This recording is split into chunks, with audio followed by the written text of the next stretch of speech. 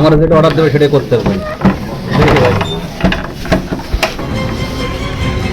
মারাত্মক অনিয়মে বাধাগ্রস্ত হয়েছে বাংলাদেশের নির্বাচন।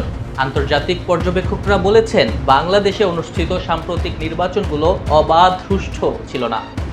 2023 সালের মানবাধিকার ও অন্যান্য প্রসঙ্গ নিয়ে বার্ষিক মানবাধিকার প্রতিবেদনে এসব কথা বলেছে যুক্তরাষ্ট্র।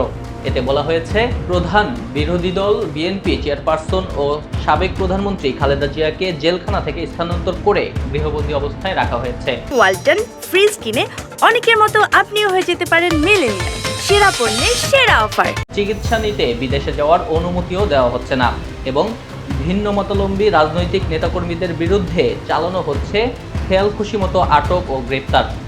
আইন প্রয়োগকারী সংস্থা জোরপূর্বক গুম হত্যাকাণ্ড চালিয়ে যাচ্ছে। তবে 2023 সালে এর সংখ্যা ছিল কম। তুলে ধরা হয়েছে সংবাদ মাধ্যম ও সাংবাদিকদের স্বাধীনতার বিষয়ও। যুক্তরাষ্ট্রের রিপোর্টে বলা হয়, আওয়ামী লীগ সংশ্লিষ্ট দল, বিশেষ করে ছাত্র বিষয়ক সংগঠন বাংলাদেশ ছাত্রলীগ, দেশ জুড়ে সহিংসতা ও ভীতি প্রদর্শন করেছে।